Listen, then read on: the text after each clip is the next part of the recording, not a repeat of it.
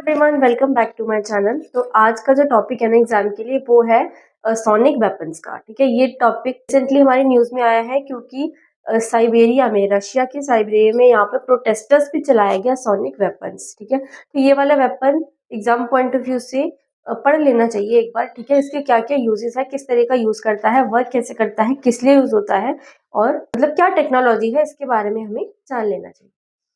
ठीक है, तो चलिए स्टार्ट करते हैं। देखिए, सोनिक वेपन एक अकॉस्टिक वेपन होता है जो कि साउंड लेवल को प्रोड्यूस करता है, वो भी बहुत ही ज्यादा हाई इंटेंसिटी की साउंड को। जब भी हमें कोई लॉन्ग डिस्टेंस पे कोई साउंड वेव्स को, ये वाली यूज कहाँ पर होती है, जहां पर भी लॉन्ग डिस्टेंस को साउंड को हमें प्रोड्यूस करना हो। जैसे कि नेवल में इसका यूज होता है, जो नेवी होती है उसमें यूज होता है, शिप्स में यूज होता है, जहां पर हमें बहुत ज्यादा अराउंड 8,000 मीटर्स तक हमें कोई आवाज को पहुंचाना है, तो उस लेवल पर ये काम करता है साउंड को लॉन्ग डिस्टेंस को ट्रैवल करने के लिए। जैसे कि हमें कोई वॉइस मैसेज भेजना है या फिर किसी भी तरह का कोई मैसेज लॉन्ग डिस्टेंस पे भेजना है, तो हम इस जो सोनिक वेपन है इसका यूज करते हैं। ये एक्ट करता है एज अ वॉइस एम्पलीफायर। अब एम्पलीफायर क्या होता है, जब भी हम एम्पलीफायर लगाते हैं तो जो भी नॉर्मल साउंड होती है ना वो 10 गुना ज्यादा बढ़ जाती है। जितने ज्यादा एम्पलीफायर्स हम लगाएंगे उतनी ही ज्यादा साउंड लेवल प्रोड्यूस होगा, उतना ज्यादा इंटेंसिटी का साउंड जो है वो प्रोड्यूस होगा। अच्छा, तो ये काम कैसे करता है, ये है एक इलेक्ट्रॉनिक डिवाइस। ठीक है, ये दिखती कैसी है मैं आपको यहाँ पर स्क्रीन पर दिखा देती हूँ। इस टाइप की कुछ ये मशीन है। ये एक इलेक्ट्रॉनिक डिवाइस होती है जो एनर्जी को कन्वर्ट करती है एक एनर्जी से दूसरी एनर्जी में। ठीक है, बट एम्पलीफायर्स के साथ इसमें बहुत सारे मॉडर्न ट्रांसड्यूसर्स लगे होते हैं जो कि हर जो आवाज होती है उसको बहुत ज्यादा इंटेंसिटी से प्रोड्यूस करती है। अच्छा, इसको क्यों यूज करते हैं, इसलिए यूज करते हैं to create the highly concentrated amplified voice. और ये प्रोड्यूस करती है, एक नैरो बीम प्रोड्यूस करती है जो कि एक स्पेसिफिक टारगेट पे अचीव हो पाए। अब इसका यूज क्या है, ये यहाँ पर भी प्रोटेस्टर्स के ऊपर क्यों यूज किया गया है, वो इसलिए क्योंकि वेपन का काम करता है एक पब्लिक क्राउड को कंट्रोल करने के लिए, तो वहां पर भी यही इसका यूज आया था। साउंड को एम्पलीफाई करके भेजने, बहुत लॉन्ग डिस्टेंस पे भेजने के लिए यूज होता है। बट ये वाला जो वेपन है ना, ये पब्लिक क्राउड को कंट्रोल करने के लिए भी यूज होता है। अच्छा, नॉर्मली इसकी रेंज क्या होती है, इसकी रेंज होती है 8,600 मीटर्स तक। ठीक है, और उसके अलावा साउंड लेवल इसका 160 dB का होता है। नॉर्मल जो साउंड होता है वो 20 to 30 के बीच में आता है, 30 भी टॉलरेबल नहीं होता है। ठीक है, 20 डेसिबल नॉर्मल होता है जो हम सुन सकते हैं आराम से। ठीक है, उसके अलावा अगर जो इससे ज्यादा अगर साउंड हो जाता है, तो वो जो 20 टीनेजर्स या फिर 20 की एज में है, 20s में है, वो तो टॉलरेट कर पाएंगे इस चीज को। बट जो 30 या 30 के अबव एजेड पीपल है, उन परमानेंट हियर लॉस का खतरा बना रहता है। ठीक है, नॉर्मल आप अंदाजा लगा लो, नॉर्मल जब 20 to 30 dB, डीबी यानी कि डेसिबल, ये एक यूनिट होता है साउंड का, है ना। 20 to 30 डेसिबल जो है वो नॉर्मल है। उसके अलावा 160 डेसिबल तक ये साउंड प्रोड्यूस करता है। 160 जो होता है ना, बहुत ज्यादा साउंड होती है, इतनी ज्यादा कि आप बिल्कुल भी सुन नहीं पाते हो। ठीक है, बिल्कुल भी सुन नहीं पाते हो। इसका यूज वॉर्स में होता है, नेवी में होता है। ठीक है, और पब्लिक को कंट्रोल करने के लिए भी होता है। उसके अलावा हेल्थ इम्पैक्ट क्या क्या पड़ते हैं, देखिए हेल्थ इम्पैक्ट में परमानेंट हेयर डैमेज हो सकता है। अबव जो 30 है उन्हें तो बहुत ज्यादा खतरा है। अबव 30 वालों को परमानेंट ईयर लॉस होता है, जो ईयर ड्रम होता है और इंटरनल ईयर स्ट्रक्चर होता है उनका वो परमानेंटली डैमेज हो सकता है। उसके अलावा हेडेक की प्रॉब्लम परमानेंट हो सकती है। हार्ट प्रॉब्लम हो सकती है, जो हार्ट रेट है वो, हार्ट रेट का जो पैटर्न है वो नॉर्मली नॉर्मल से ज्यादा हो जाता है और बदलता रहता है।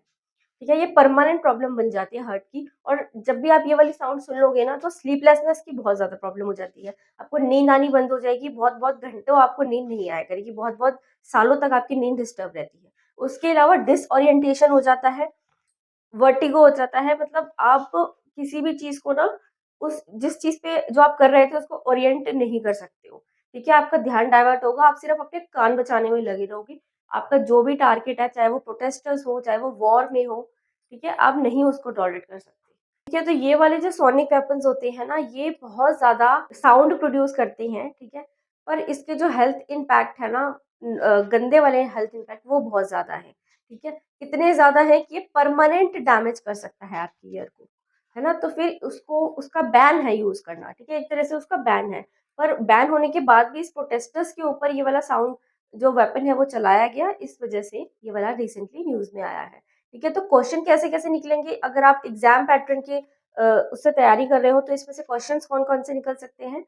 देखिए, कुछ भी आ सकता है एग्जाम में, पर जितने भी छोटे छोटे टॉपिक्स हैं, छोटे और इम्पोर्टेंट टॉपिक्स हैं जो कि हमें पढ़ लेने चाहिए एक बार। अगर एक भी क्वेश्चन उससे आ जाता है तो आपके 1 या 2 मार्क्स तो पक्के हो जाते हैं ना। बट जो आपने पढ़ा हुआ हो, सुना हुआ हो, हर चीज को देखिए, सुनने से क्या होता है ना, पढ़ो मत पर हर चीज को आप सुन लो। सुनने से क्या होगा, आपका जो एक सबकॉन्शियस माइंड होता है ना, उसमें वो चीज कैप्चर हो जाती है, जो कि आपको याद रहती है कि हाँ, मैंने कहीं ना कहीं ये पढ़ी है। ठीक है, तो इसी तरीके से आपका सोनिक वेपन का टॉपिक था।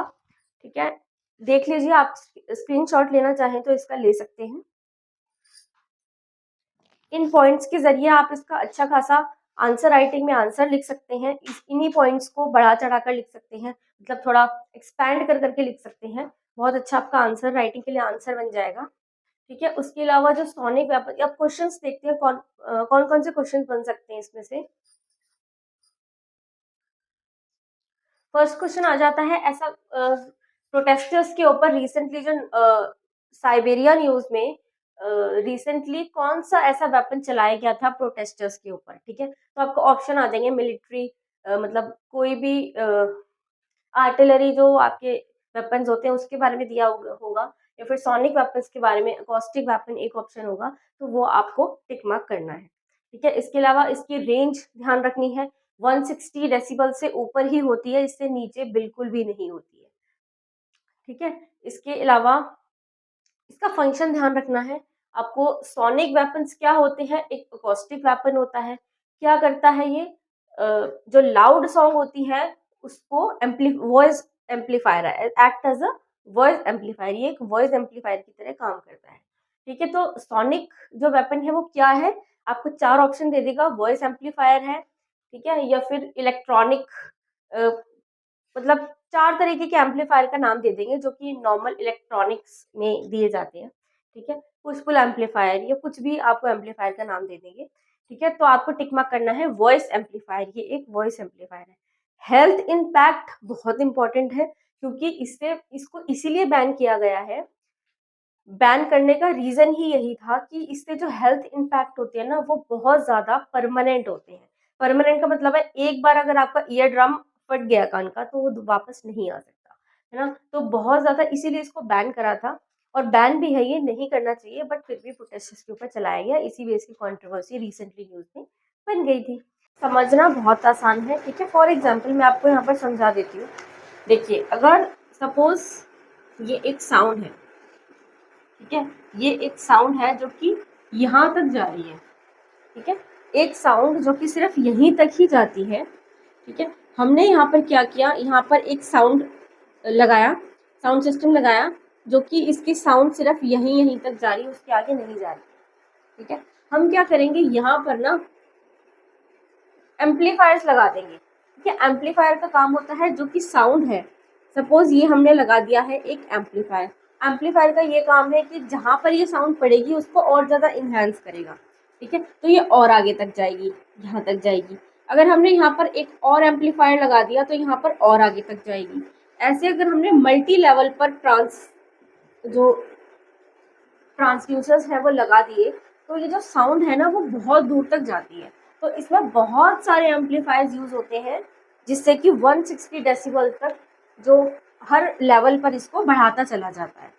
ठीक है, यहाँ पर और ज्यादा साउंड, फिर और ज्यादा साउंड, फिर और ज्यादा साउंड, फिर और ज्यादा साउंड।